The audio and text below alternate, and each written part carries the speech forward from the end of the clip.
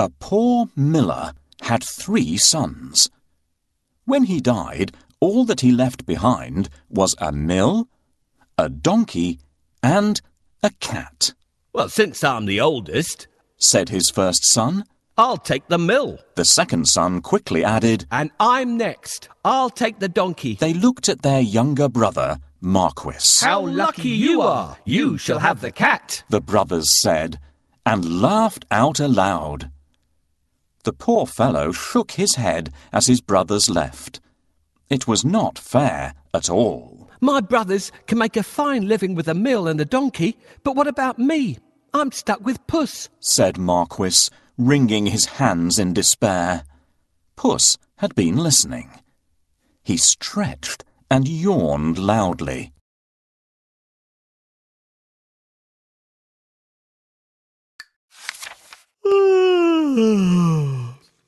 Now, you won't have to worry when I'm around. All I need is a bag and a handsome pair of boots, and I'll be able to take care of us both." "Sure you will," thought Marquis. But to be fair, he had seen Puss use many tricks to catch mice and rats. If nothing else, they wouldn't go hungry.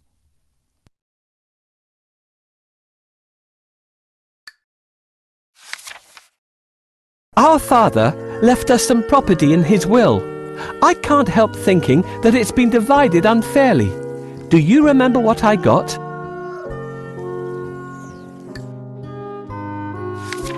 Soon the cat was given his own pair of boots and the new bag that he had asked for. The boots fitted him perfectly, and he looked very smart. Puss packed a juicy cabbage and some bran in the bag, and slung it around his neck. He polished his whiskers and set out. Whoosh!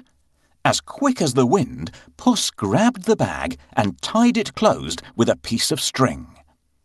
With the rabbit in his bag, Puss walked straight over to the king's palace. He bowed low and presented him with the rabbit. "Your Majesty," said Puss in Boots in a royal voice, "this humble gift comes from my master, Lord Marquis of Carabas." This was a fancy name that Puss had chosen for his master. "What a thoughtful gift," said the king, who loved roasted rabbit. The next time, Puss managed to catch a brace of partridges and took them once again to the king. "This is wonderful. Tell your master I'm very pleased," said the king, who loved partridge stew even more. This went on for 2 months.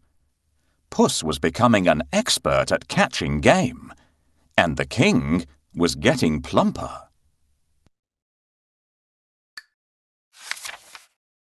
"First, I need a bait for the rabbit.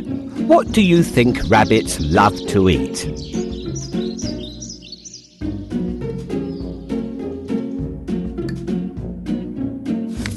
Puss knew a lot of things.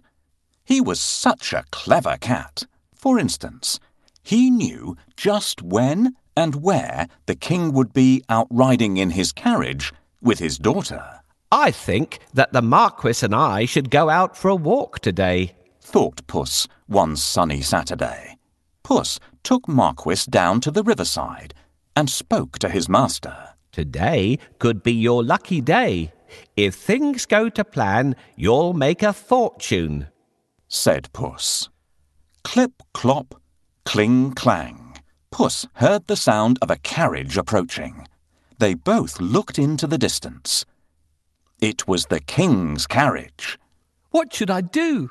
Marquis asked, ready to obey. He had grown happier with the food Puss brought in every day. "Go and bathe in the river. I'll take care of everything else," said Puss. "Is that all?" cried Marquis. He pulled off his clothes and jumped into the river at once. Splash! Quickly, Puss hid his master's clothes behind a rock. Help! My master is drowning! Somebody save him! Puss wailed. He was trembling from head to foot. The king recognized Puss at once. He remembered all the lovely meals he had enjoyed thanks to the cat. The king jumped out of his carriage. Go and save him, quickly! The king said to his servants. Puss said to the king, Your Majesty, some nasty thieves have stolen my master's clothes. Is that so? Don't worry. I'll find a suit for him, said the king. He ordered one of his servants to fetch some fine clothes. Soon Marquis was pulled out of the water, and the king's servant handed over a handsome suit for him to wear. As soon as Marquis put on those clothes, he looked just like a prince. He stood tall and handsome, and smiled shyly at the princess. Surprise, surprise! The princess fell head over heels in love with Marquis.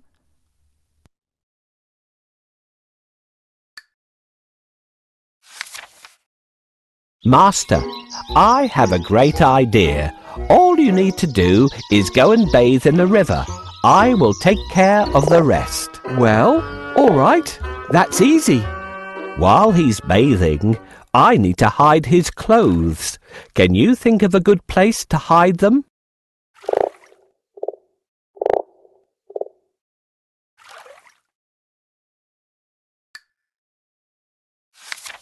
Puss grinned. Things were going just as he had planned. But he had more work to do. If you will excuse me, I'll go and make suitable arrangements to receive our king at the castle, Puss said. Marquis was puzzled because he didn't live in a castle. But he kept quiet. Puss ran ahead and met some men mowing the fields. My good fellows, stop your work and listen. The king is coming this way, and you are all in grave trouble. The only way to save yourselves is to say that these fields belong to the Lord Marquis of Carabas, Puss announced. The mowers looked at Puss in surprise. They were scared. This Lord Marquis must be very powerful, they thought. They agreed to do exactly what the cat said, to save themselves. Puss went ahead and saw some men and women reaping grain in a field. My good fellows, you can reap later, but listen to me now. The king is coming this way, and he'll make mincemeat of you unless you say that these fields belong to the Lord Marquis of Carabas, Puss announced. The reapers were very puzzled, but they definitely did not want to become mincemeat. They promised to tell the king that the fields belonged to nobody but Lord Marquis of Carabas.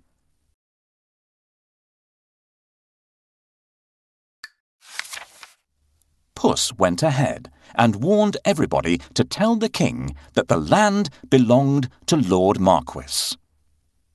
The people thought that it wouldn't be right to mess with Lord Marquis. They decided to do exactly what the cat asked. But Puss had still more work to do. Huff, puff. He ran all the way until he reached a huge castle. Can you guess whose castle it was?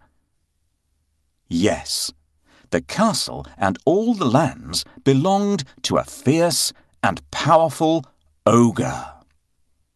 But Puss was not scared of the ogre. He knocked at the castle door. Blim, blam. 2 guards opened the door.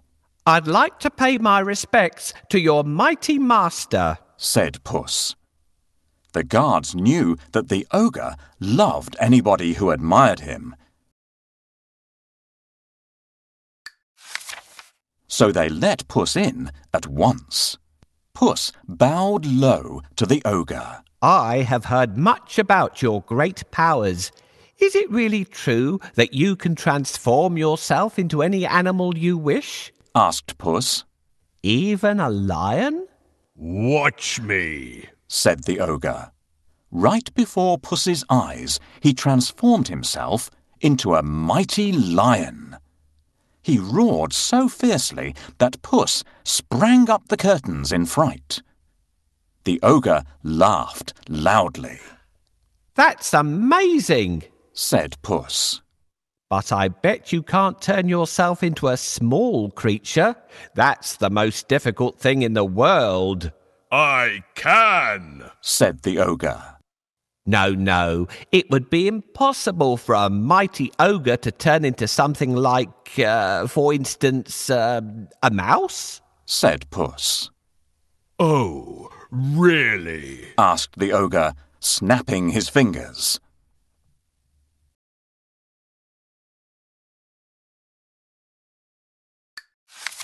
Boom! The ogre became a tiny mouse and scurried across the room. Quick as lightning, Puss pounced on the mouse and ate it in one gulp. Puss licked his lips. He clapped his hands 3 times and summoned all the people living in the castle. The ogre is no more. Puss announced. Will you accept Lord Marquis of Carabas as your master? He is kind and just, good and generous. The guards, maids, cooks, servants, and everyone else in the castle looked at Puss in surprise. But they nodded at once. They had never really liked the ogre anyway. Puss ordered everyone to prepare a feast for Lord Marquis and his very special guest, the king himself.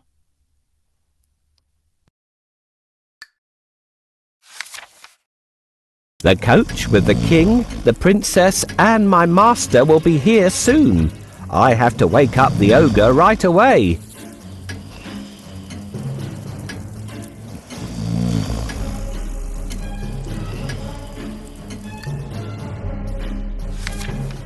Meanwhile, the king travelled through the countryside, speaking to the people.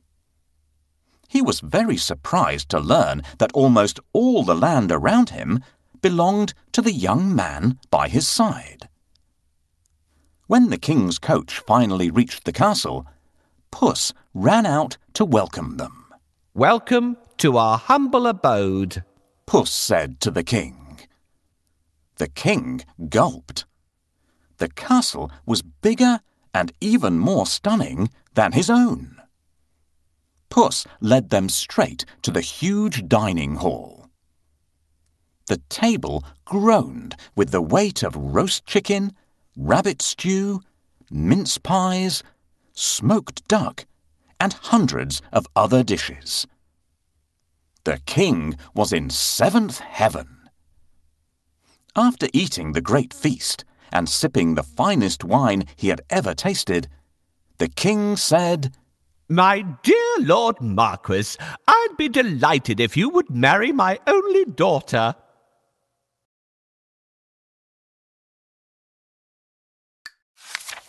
Marquis smiled at the princess. I will if the princess wishes to live with me, said Marquis shyly. The princess was so happy that she wanted to dance all around the castle. She blushed in delight and nodded. They married and lived happily ever after. And so did Puss, because loyal Marquis made him a lord of the castle. Puss enjoyed great feasts every day and did not go after rats or mice any more, except now and then, when he wanted some fun.